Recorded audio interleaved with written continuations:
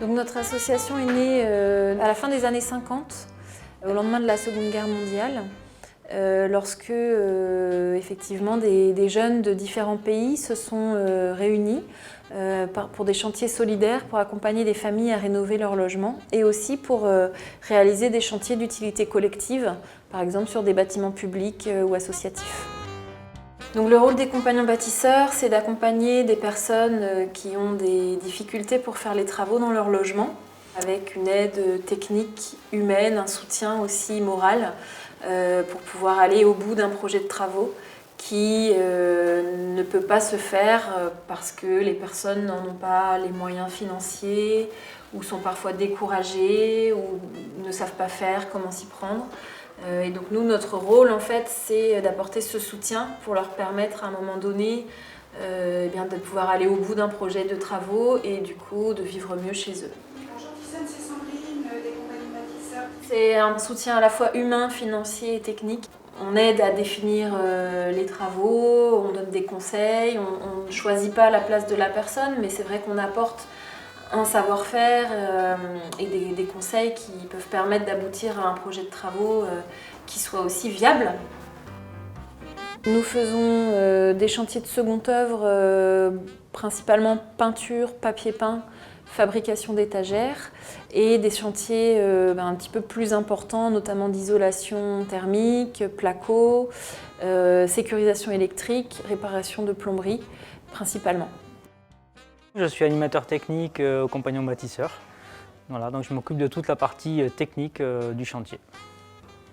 Donc en fait, on est chez des propriétaires occupants qui habitent une maison où la partie haute, le plafond en fait, que vous voyez ici, était ouvert sur le comble. C'est-à-dire que la moitié du plafond ici n'existait pas. Donc on était directement sur la charpente existante. Et donc tout le chauffage montait et partait dans le grenier. Donc en fait, l'idée, ça a été de se dire, on va fermer, mettre un solivage, un plancher et isoler par-dessus. Ce qui fait que là, on va vraiment faire un coussin qui va temporiser la chaleur et la garder dans la pièce de vie. Après, la deuxième idée, ça a été de se dire, les enfants sont à 3 dans une chambre, donc l'idée, c'est de fabriquer une chambre pour la fille aînée, qui a 12 ans, qui a besoin d'intimité et d'autonomie. Donc on a créé ce cube qui se trouve là, donc, qui va prendre une partie du salon, et du coup, ça va être sa chambre, qui a une vue sur l'extérieur avec la baie vitrée. Et on a gardé un espace de vie qui est là en fait, voilà, qui va rester le salon et salle à manger. Aujourd'hui, une équipe, on travaille par 4. On a des équipes de 4 par rapport au protocole, avec l'habitant, l'animateur technique, le service civique et un stagiaire.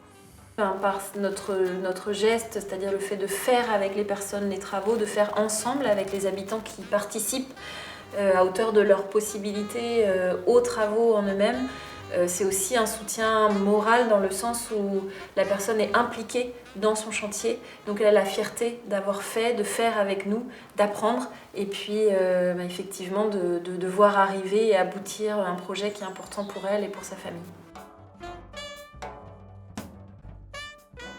Ce qu'on fait nous dans cette association Les Compagnons Bâtisseurs, c'est que en fait, ce n'est pas nous qui faisons tout le travail, on intervient chez les habitants avec leur aide.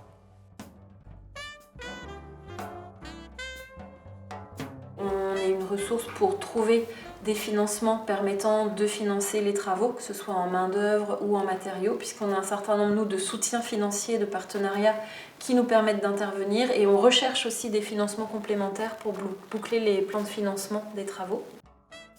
En gros, là, on revit.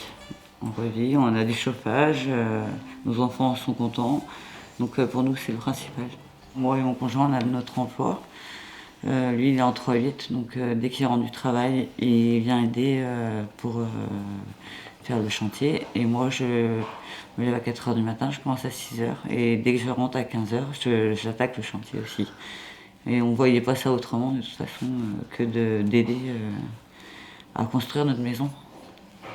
Puis nos enfants, ils sont scotchés de nous voir comme ça. Les parents, on n'arrête jamais, quoi. Donc, voilà, c'est leur montrer aussi que faut pas attendre d'être à terre pour se relever. Une fois qu'on aura fini ce qu'on est venu faire, eux vont pouvoir continuer. Ils vont avoir la technicité qu'on aura transmise Alors, ils auront fait avec nous, ils auront pratiqué, ils auront pris confiance. Et donc là, aujourd'hui, ils se sentent tout à fait capables de dire tiens, on va finir notre chambre tout seul, faire des enduits, faire de la peinture, refaire un bout de placo. Voilà, c'est un peu l'idée, c'est de dire on n'est pas indispensable, on est juste là pour donner un petit coup de pouce. Et après, ils sont autonomes. Je pense qu'on apporte une aide vraiment très concrète aux personnes et un soutien chaleureux. Et je pense que c'est vraiment important dans les temps qu'on traverse de pouvoir apporter ce lien humain et ce soutien concret aux personnes.